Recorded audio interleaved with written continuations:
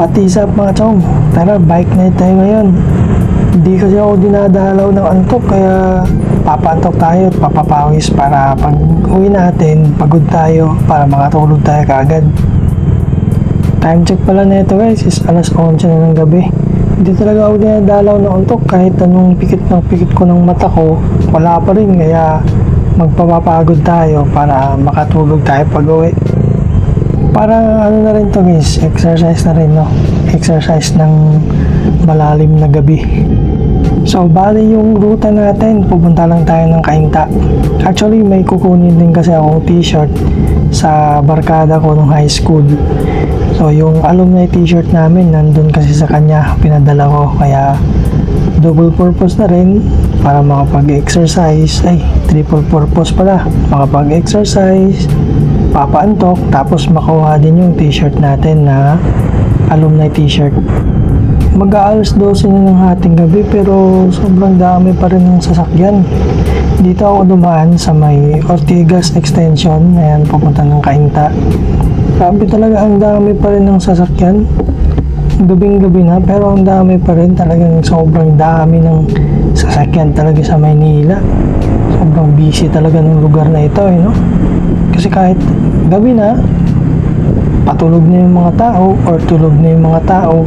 Grabe, sobrang, hindi naman siya traffic, pero marami pa rin sasakyan, lalo ng mga sa bagay kasi yung mga malalaking sasakyan 10 onwards lang bumibiyahe, no? Kaya siguro matraffic pa rin, hindi, marami pa rin sasakyan dito sa may, dito pala ito sa may guys, sa may C5, ayan.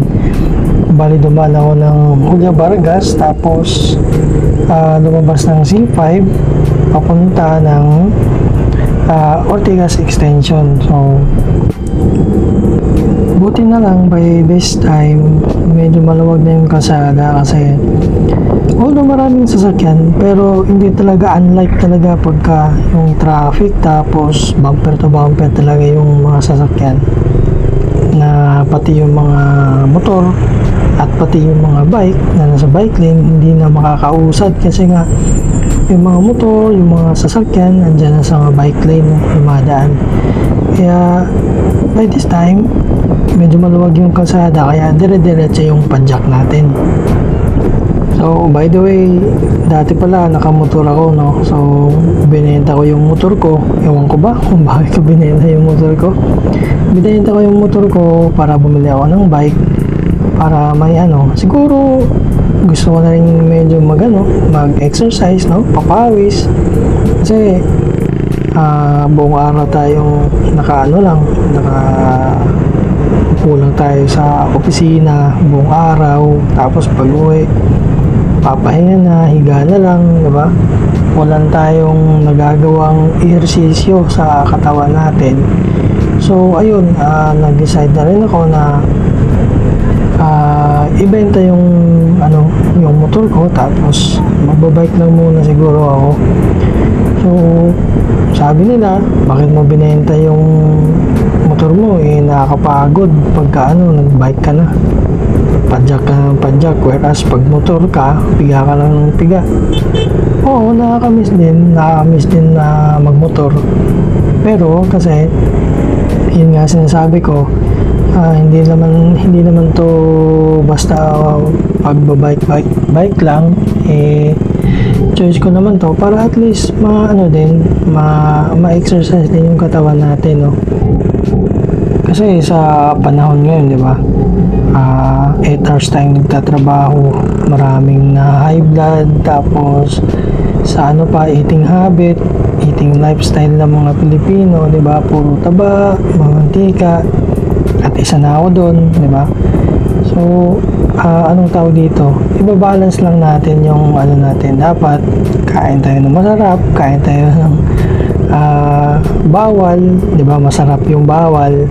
Tapos i-balance lang natin, papawis tayo, exercise, kahit nga lang anong tawag dito, kahit nga lang simpleng walking lang, di ba, para at least tawag dito, gumalaw naman yung mga nerves mo sa katawan mo at tawag dito, kahit pagpawisan ka lang ng mga maglakad ka or jogging or bike or kahit anong ehersisyo pa yan, gym, ayan. Pag gym kasi syempre magbabayad ka, di ba? So dun lang tayo sa outdoor activities, no? Like yun nga, walking, jogging, tapos cycling, running, yung mga ganong activities, no? So, i-engage din natin yung katawan natin sa mga ganon kasi nga, aminin nyo man o sa hindi, kumakain ko yung mga bawal, di ba? Yung mga masasarap na pagkain pero ang epekto sa katawan natin ay delikado, no? Pag nasobrahan, no? So, kaya ako, although ako nag-exercise naman talaga ako, minsan nag-walking, nag-jogging, pero hindi talaga ito madalas. Kasi nga, 5 days a week, diba? 5 days a week trabaho, 8 hours a day. Tapos pag uwi mo, syempre, papahinga ka na lang. Tapos pag pag weekend, Sabado, Linggo, minsan tinatamad din kasi pipiliin mo na lang na magpahinga, no? Kaysa pagurin yung katawan mo. So at least dito, itong bike ko na to, hindi ko naman siya sa ngayon, minsan hindi ko siya ginagamit sa papasok ng trabaho pag umuulan. Pero pagka mainit naman at maganda yung panahon, ayun, nagbabike ako para at least kahit malapit lang yung work ko kasi, nasa lang, 1 kilometer lang ata, 1 kilometer papunta sa opisina mula sa amin, no? So 1 kilometer lang yung layo, so nagbabike ako at yun nga, at least sa umaga pinagpapawisan ako at na-exercise yung katawan ko sa pagbabike. Although mainit siya, mainit talaga kasi nga alas 8 or alas 7 pa lang, mainit na, masakit na sa balat yung masakit na sa balat yung sikat ng araw. Pero syempre okay lang yun, maaga naman, so syempre vitamin D rin yun diba?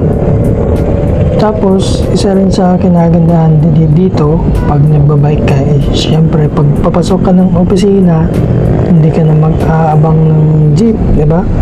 Mahirap kasi mag-commute ngayon talaga kasi sobrang traffic, tapos punuan pa yung mga jeep or mga FX, mga van, mga ganyan, diba? So pag nagbabike ka kasi diretso ka lang, syempre makakasingit ka kasi maliit na sasakyan ka lang. Tapos anong tao dito, tapos yung mga daily errands mo rin, like bibili ka sa palengke, diba? May bibilin ka sa ganito, ganyan na nasa kanto lang na tao dito, bibili ka ng tinapay, pandesal na malalakad mo naman, pero syempre matatagalan ka kapag naglalakad ka. So napaka-convenient pag nagbabike ka, no? So syempre mabilis ka lang makakarating sa bibilan mo or pupuntahan mo, malalapit lang or kahit malalayo, accessible pa rin pag gamit mo yung bike mo, no? So ayun lang guys, no? Nakapag story time tuloy tayo. So malapit na rin ako sa destination ko at yun yung mga rason ko kung bakit ako nagbabike o bakit ko binenta yung motor ko para bumili ng bike, no? So yun lang guys, share ko lang yung story at kayo guys, anong dahilan nyo bakit kayo nagbabike or talagang hilig nyo ba talaga yung pagbabike? So just let me know on the comment section at sabay-sabay tayong magbabike at batian na lang sa daan, no? So ride safe po sa lahat ng mga bikers, sa lahat ng mga cyclist at ride safe and God bless po. Bye-bye.